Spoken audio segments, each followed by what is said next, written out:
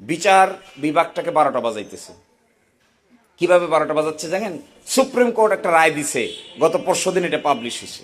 বলছে 3 মাসের ভিতরে সচিবালয় প্রতিষ্ঠা করো, আর বলছে সুপ্রিম কোর্টের নিয়ন্ত্রণ থাকবে সুপ্রিম কোর্টের উপরে, রাষ্ট্রপতির উপরে নয়। আগে ছিল রাষ্ট্রপতির উপরে। তাহলে তো গেল সুপ্রিম কোর্টের উপরে। সচিবালয় প্রতিষ্ঠার অর্ডিন্যান্স জারি হয়েছে 30শে নভেম্বর, সচিবালয় প্রতিষ্ঠিত হয়েছে 11ই ডিসেম্বর, এ রায় হয়েছে সেপ্টেম্বর, রায় প্রকাশ হচ্ছে পরশুদিন। যে সচিবালয় প্রতিষ্ঠিত হয়েছে একটা রায়ের আলোকে, যতক্ষণ রায় ঠিক আছে ততক্ষণ পর্যন্ত কি আপনারা পার্লামেন্টে বসে এইটাকে বাতিল করতে পারেন? বড় প্রশ্ন। আমি তো দেখছি there is a clear cut clash between the judiciary and the parliament, clear cut clash. এই ক্ল্যাশের জন্ম দিচ্ছে পার্লামেন্ট, এই ক্ল্যাশের জন্ম দিচ্ছেন বিখ্যাত আইনবিদরা।